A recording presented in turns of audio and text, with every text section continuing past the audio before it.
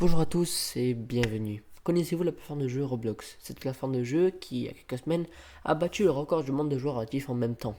Laissez-moi donc vous expliquer dans cette vidéo pourquoi Roblox c'est un jeu si connu.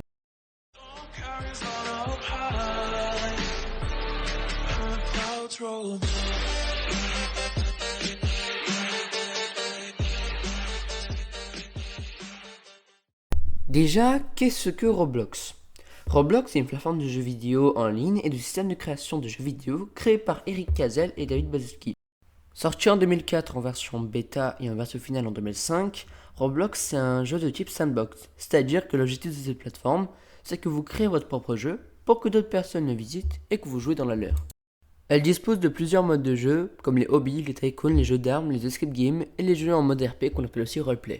Le jeu est totalement gratuit, mais il comporte un système de monnaie appelé Robux permettant aux utilisateurs, qu'on appelle aussi joueurs, d'acheter des cosmétiques ou des items exclusifs à des créateurs de contenu. En décembre 2012, Roblox connut un succès de plus de 320 millions d'utilisateurs dans la plateforme et une visite constante de plus de 10 millions de joueurs par mois. Le jeu comporte plusieurs grandes fonctionnalités comme les événements, les chats, l'abonnement premium. Roblox est disponible aussi sur presque toutes les plateformes comme Microsoft, Xbox, PlayStation et mobile. Roblox est donc devenu une grande plateforme avec une énorme communauté jouant à ces jeux constamment. Cette communauté est principalement entre 8 et 15 ans. Et dans cette vidéo, on va bien sûr voir est-ce que ce jeu est vraiment sécurisé pour les enfants. Avant de commencer le vrai sujet de la vidéo, je vais vous expliquer comment gagnent de l'argent réel les développeurs des jeux Roblox. Quand un joueur réussit à connexion achète une cosmétique à un créateur, il lui verse une somme en Robux pour un bénéfice ou un objet. Cette somme de Robux est mitigée, c'est-à-dire qu'elle est coupée en pourcentage. 30% des Robux générés par les créateurs de contenu vont directement à Roblox. Ce système marche dans tous les jeux Roblox. Cette somme de Robux est donc ensuite échangée en dollars dans des serveurs de trade de Roblox.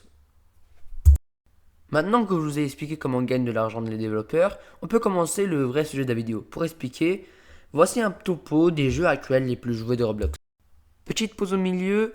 Pour ce top, je ne parlerai bien évidemment que des jeux actuellement les plus joués de Roblox. Je ne parlerai en aucun cas d'anciens jeux populaires ayant eu des dramas sur Roblox. Ceux qui seront dans le top seront que des jeux actuellement les plus joués. Dans ce top, on retrouve Brook, Adopt Me, Still Brainrot, Grow Garden, Plant vs Brainrot, 99 nuits dans la forêt, Le Monde dans Discord. Un détail important avec la plupart des jeux que j'ai cités ont eu des dramas très importants, comme par exemple Adopt Me ou dans Discord.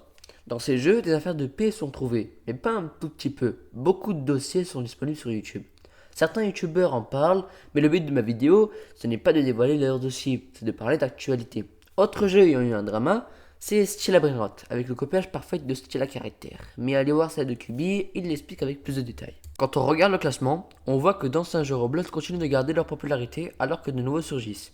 Pour les nouveaux jeux comme Plant vs Brainrot, Stella Brainrot ou Grow Garden, il n'est pas nécessaire de parler de leurs événements ou de leurs dramas.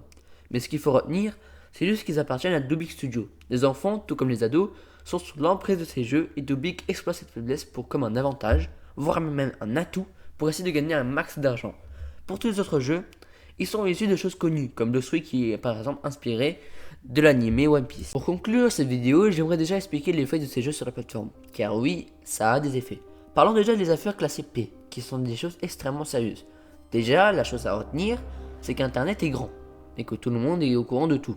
Ça, c'est sûr. Quand on parle des jeux Roblox, on se rappelle des jeux, des moments avec nos amis, mais aussi des dramas et des choses marquantes qui ont eu lieu dans cette plateforme. Du coup, il est important de noter que dans notre conscience, on doit agir et ne pas laisser ces événements passer. Laisser passer, c'est accepter ce qui s'est déroulé, et ce n'est pas acceptable. Pour ce qui est des autres jeux, comme Stilla Brainrot, ces jeux-là, ils sont là pour prendre votre temps et votre argent. N'essayez pas de juste essayer ou faire quoi que ce soit avec, ça ne sert à rien. On peut tous essayer des choses, mais ces jeux-là, il faut les éviter. C'est comme tout ce qui est addictif. Ils vous fatiguent tellement que vous prenez qu'à ces jeux-là. Tout ce que je viens de dire dans cette vidéo, les enfants sont aussi appliqués que nous. Ils sont au beau milieu d'un endroit de drama et d'addiction. Ils ne savent rien de ce qu'ils jouent ou de ce qu'ils regardent, mais c'est dans leur nature. Quand on est jeune, on ne sait pas ce qu'on fait et ce qu'on regarde. Tout le monde fait des erreurs, ce qui compte, c'est de les réparer. Merci de m'avoir regardé jusqu'à la fin. N'hésitez pas à mettre un avis en commentaire. C'était Alpolsona. Ciao.